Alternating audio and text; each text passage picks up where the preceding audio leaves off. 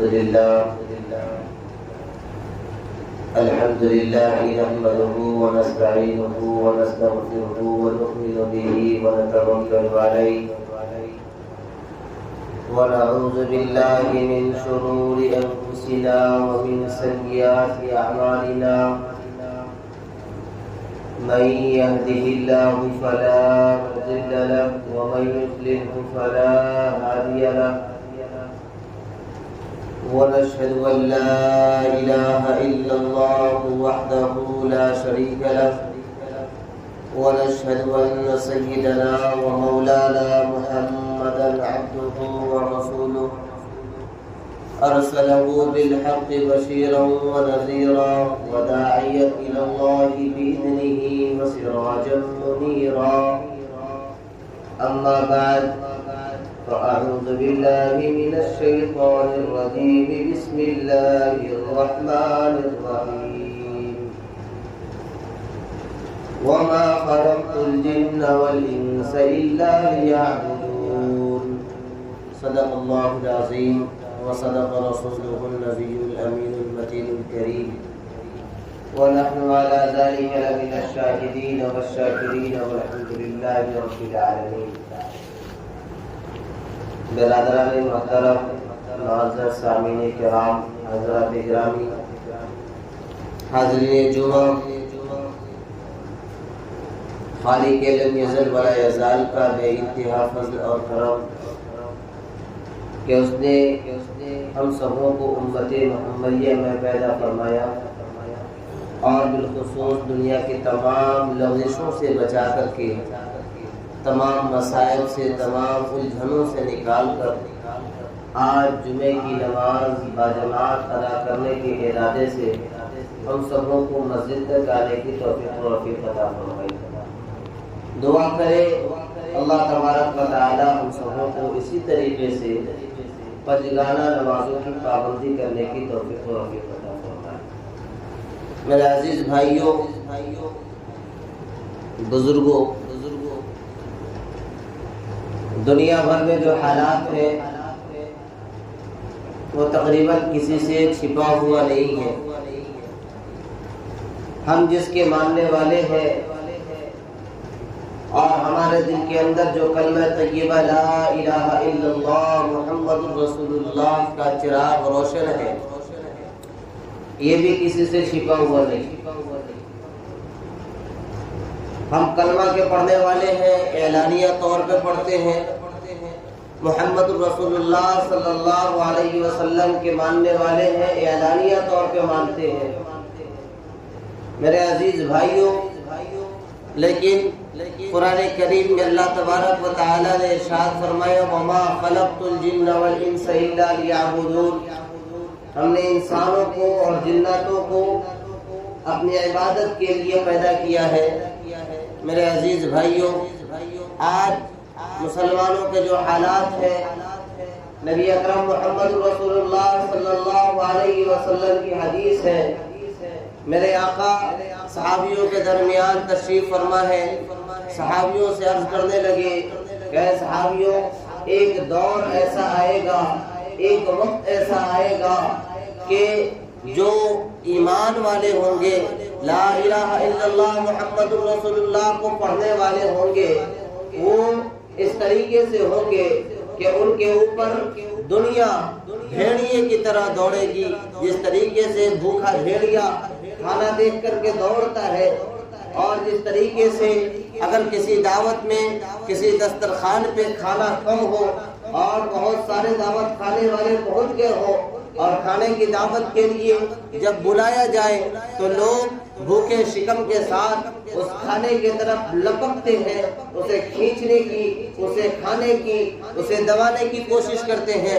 اسی طریقے سے ایک وقت ایسا آئے گا، ایک زمانہ ایسا آئے گا، ایک دور ایسا آئے گا کہ مسلمانوں کے حالات ایسے ہوں گے کہ دنیا بھر کے جتنے بھی ادیان ہیں، دنیا میں جتنے بھی مذاہب ہیں، جتنے بھی ادیان باطلہ ہوں گے، وہ سب کے سب مسلمانوں کے طرف بھوکے بھیڑیے کے طرح دوڑیں گے، وہ سب کے سب مسلمانوں کو برباد کرنے کے لیے، مسلمانوں کو نیچا دکھانے کے لیے، مسلمانوں کو اجاڑنے کے لیے، مسلمانوں سے ان کے ایمان کو مسلوب کرنے کے لیے، مسلمانوں کو ان کے معیار سے نیچا اتارنے کے لیے، مسلمانوں کو ان کے سینے سے لا الہ الا اللہ محمد رسول اللہ کا پیغام چھیننے کے لیے، مسلمانوں سے ان کے سینے سے قرآن نکالنے کے لیے، مسلمانوں کو ان کے زندگی سے اسلامی تہذیب، اسلامی کلچر نکالنے کے لیے، مسلمانوں کو ان کے اپنی بیوی اور بال بچوں کو اسلامی تہذیب سے ہٹا کر کے ایک غیر تہذیب اور ایک غیر سلوک والے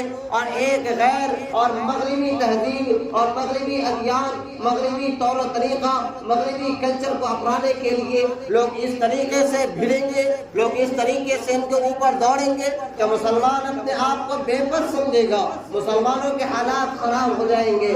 صحابی نے پوچھا یا رسول اللہ اس وقت کا ماجرا کیا ہوگا؟ کیا اس وقت مسلمان کم ہوں گے؟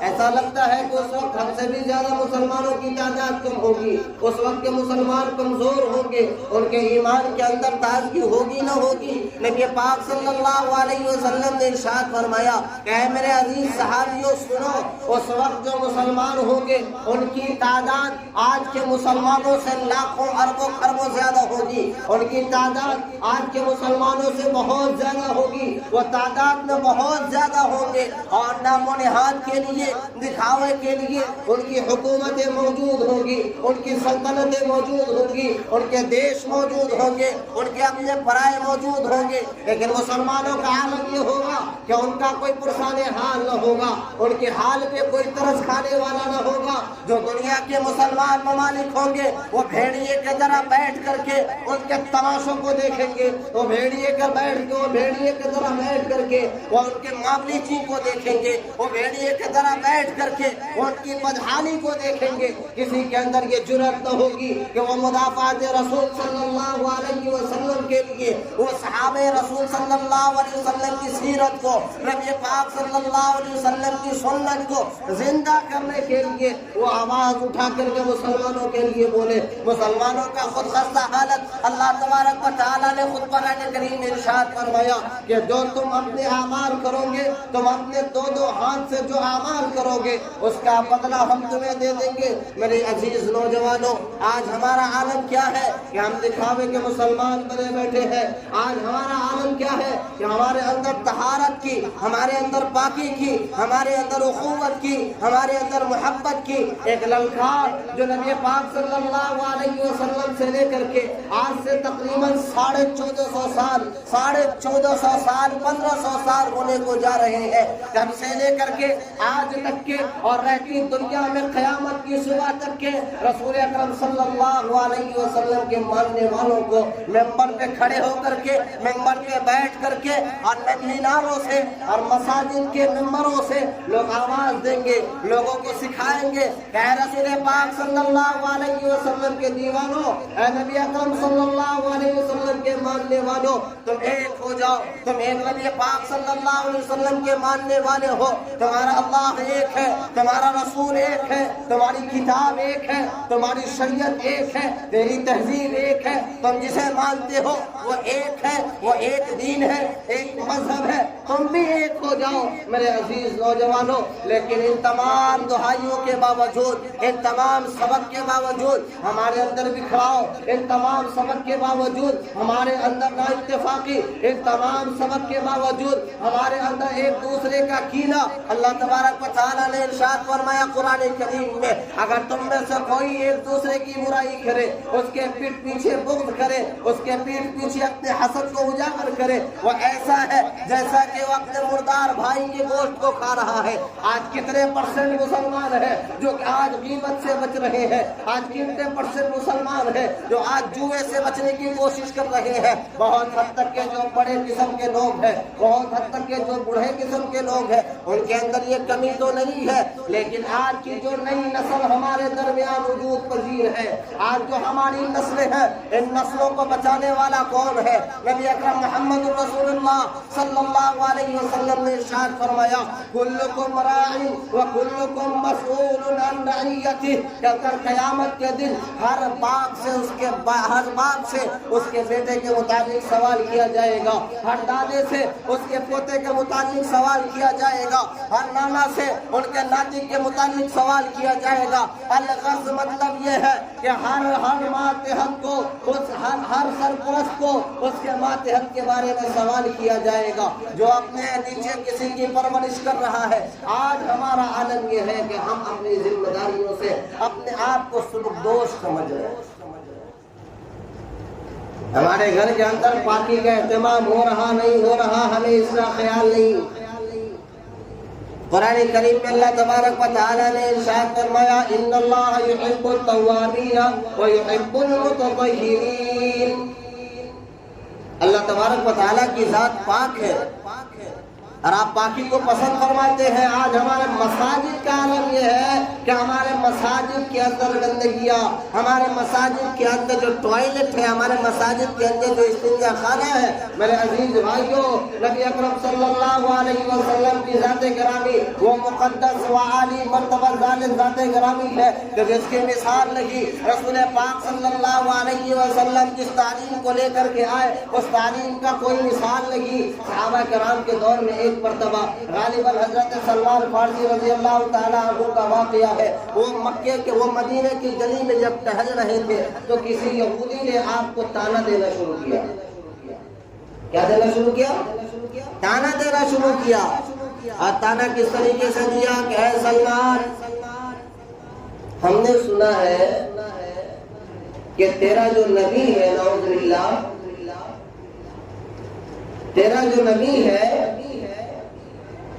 وہ پاخانہ اور پیشاب کرنے کے طریقے بھی تمہیں بتاتا ہے.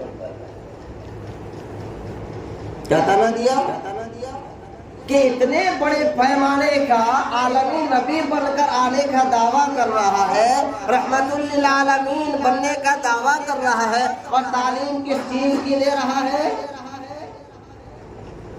پاخانہ کس طریقے سے کیا جائے, پیشاب کس طریقے سے کیا جائے, استنجا کس طریقے سے کیا جائے, ہمیں پاکی کس طریقے سے حاصل کیا جائے. یہ کتنے بڑے درجے نیچے کی بات ہے.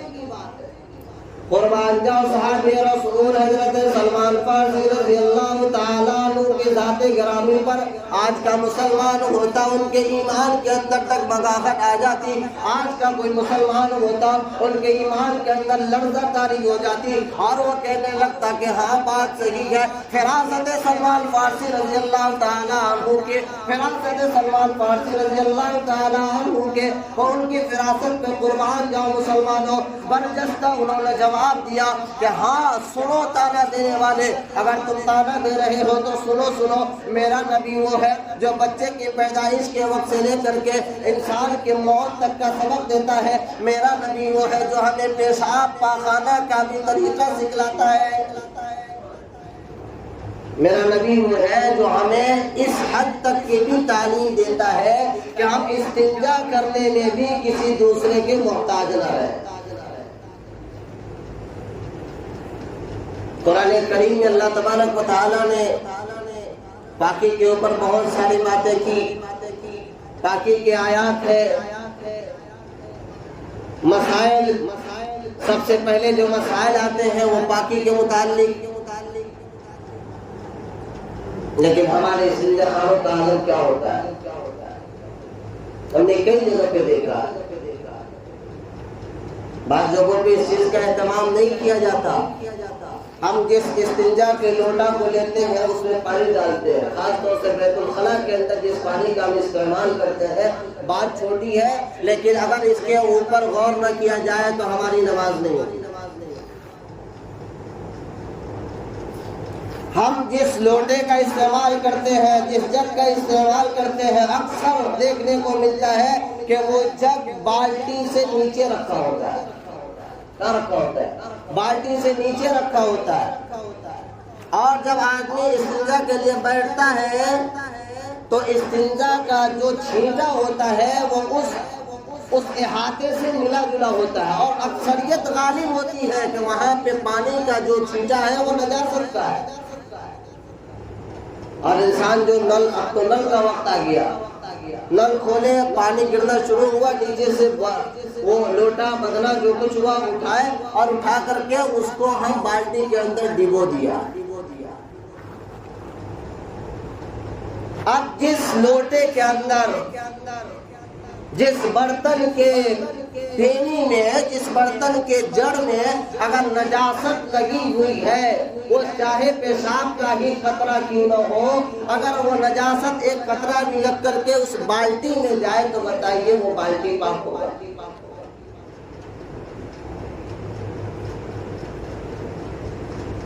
اس کو پاک کرنے کا طریقہ یہ ہے کہ جب ہم اس استنجا کی فراغت سے جب فراغت حاصل کریں اور جب استنجا کرنے جائے تو بالٹی کو بھی صحیح سے کھنگال لے، اور اس لوٹے کو جو نیچے رکھا ہے اس کو پہلے ہم پانی سے دھل لیں، تب جا کر کے اس کے اندر ڈالیں.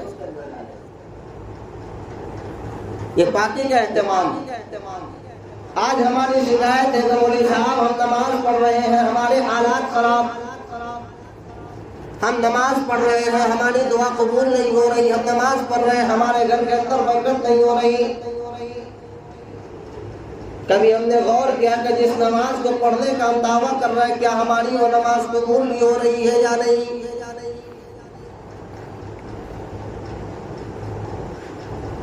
رسول پاک صلی اللہ علیہ وسلم کے ایک ایک سنت کو ٹکرا کر کے، رسول پاک صلی اللہ علیہ وسلم کے ایک ایک فرمان کو جان بوجھ کر کے ہم قتل کر کے، رسول پاک صلی اللہ علیہ وسلم کی سیرت کا مذاق اڑا کر کے ہم مسجد کے اندر آتے ہیں اور نماز پڑھتے ہیں، پھر کہتے ہیں ہماری نمازیں قبول نہیں ہوتی. دنیا بھر میں جتنے بھی ادیان کے ماننے والے ہیں، ہر شخص کو، ہر مذہب کے ماننے والوں کو اپنے شعار کے اوپر، اپنے پہچان کے اوپر ایک گرو ہے، مان ہے، سمان ہے.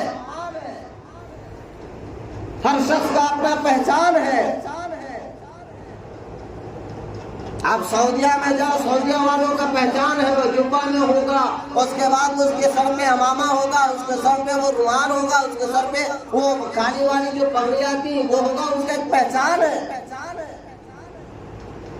عیسائی کو دیکھیں، عیسائی کے سر کے اوپر عیسائی اپنے سر پہ پگڑی باندھتا ہے، بغل میں چھوڑا رکھتا ہے، وہ اس کی پہچان ہے، اور اس پہ وہ گھمنڈ کرتا ہے، اور اس پہ وہ شوق سے کہتا ہے کہ میری یہ پہچان ہے، میں اپنی گردن اتروا سکتا ہوں لیکن اپنی پگڑی نہیں اتروا سکتا.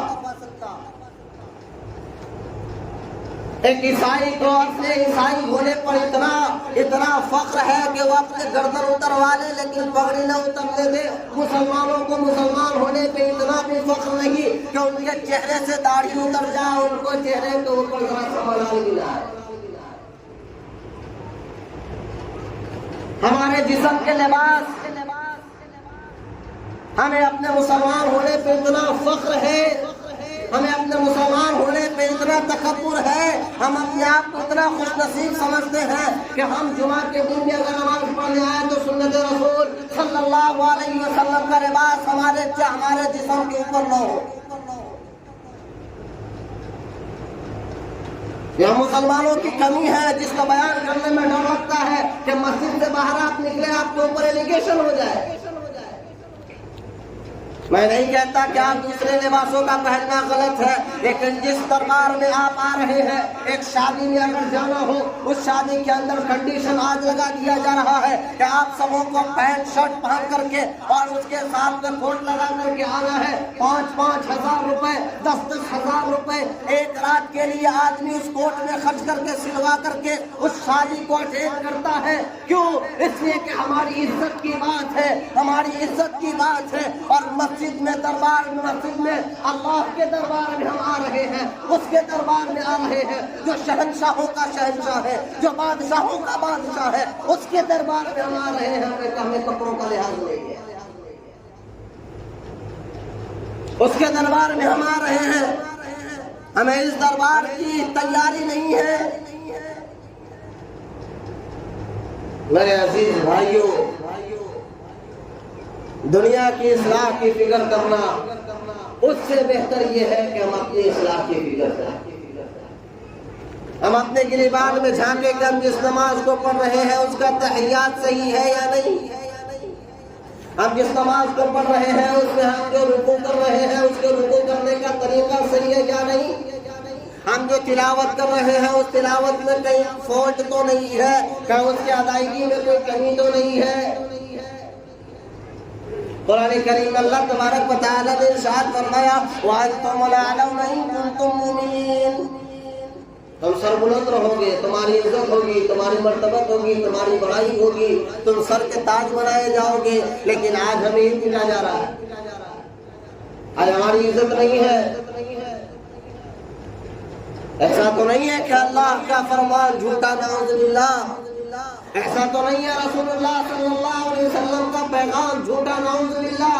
نہیں میرے عزیز بھائیو, رسول پاک صلی اللہ علیہ وسلم کا فرمان بالکل سچ ہے. اللہ تبارک و تعالیٰ کا قرآن لا ریب ہے. اگر کمی ہے تو ہماری اپنی زندگی کے اندر کمی ہے جس کو ہمیں خود سدھارنے کی اور اس کمی کو دور کرنے کی ضرورت ہے. میرے عزیز بھائیو, ہم اپنے اعمال کا محاسبہ کریں, اپنے اعمال کو دیکھیں کہ ہم جو عمل کر رہے ہیں اس عمل کا دائرہ کیا ہے, اس عمل میں ہماری کمی کہاں تک ہو رہی ہے. اپنے علماء سے محبت کریں, اور عمل کے سدھار کا ایک واحد راستہ یہ ہے کہ ہم اپنے مقامی علماء سے محبت کریں. آج کی ایک بہت بڑی المیہ ہے, شاید آپ کے یہاں ہو, اور الحمدللہ اللہ کا شکر ہے اگر آپ کے یہاں نہیں ہے. بہت سارے لوگ کیا کر رہے ہیں, موبائل کو دیکھ کر کے اور موبائل پہ مسئلہ پوچھ کر کے مولوی صاحب کا کوئی ویلیو نہیں ہے. ایسی غلطی کرنا یہ ہماری حماقت ہے. ہم جہاں پہ ہیں اپنے سرزمینی علماء سے اپنے مسائل کو دریافت کریں, اپنے سرزمینی علماء سے ان سے پوچھ کے, ہمارے بیچ جو رہ رہے ہیں اپنے علماء سے مسائل کو پوچھیں, ان سے سیکھنے کی کوشش کریں. موبائل تو بہت دور کی چیز ہے. بہت سی باتیں ایسی ہیں جو موبائل پر اگر آپ سن کر کے اس کا عمل کریں آپ کا ایمان مسلوب ہو جائے گا. آپ دار اسلام سے نکل جائیں گے, آپ کو لگے گا کہ کسی عالم کا ہم نے بیان سنا ہے, آپ کو لگے گا کہ کسی اللہ والے نے بیٹھ کر کے چینل کے اوپر باتیں کی ہے, لیکن در حقیقت وہ بات اللہ والوں کی نہیں ہوگی, بلکہ وہ بات آپ کی ایمان کو سلب کرنے کی ہوگی. وہ بات صحابہ کرام کی عزت و ناموس پہ کیچڑ اچھالنے کی ہوگی. وہ بات آپ کے عقیدے کو خراب کرنے کی ہوگی. ایسی تمام واہیات, واقعات اور لغویات سے ان تمام لوگوں سے گزارش ہے کہ میرے عزیز بھائیوں, جو لوگ سوشل میڈیا کا یوز کرتے ہیں آپ کریں, شوق سے کریں, لیکن مسائل کو معلوم کرنے کی بات آئے, عقائد کو مضبوط کرنے کی بات آئے, اللہ اور اس کے رسول پاک صلی اللہ علیہ وسلم کی سیرت کو جاننے کی بات آئے, اپنے مقامی علماء کا عزت احترام, ان کو اپنے سر کا تاج بنا کر کے ان سے آپ مسائل کو حاصل کریں. دعا کریں اللہ تبارک و تعالی ہم سبوں کو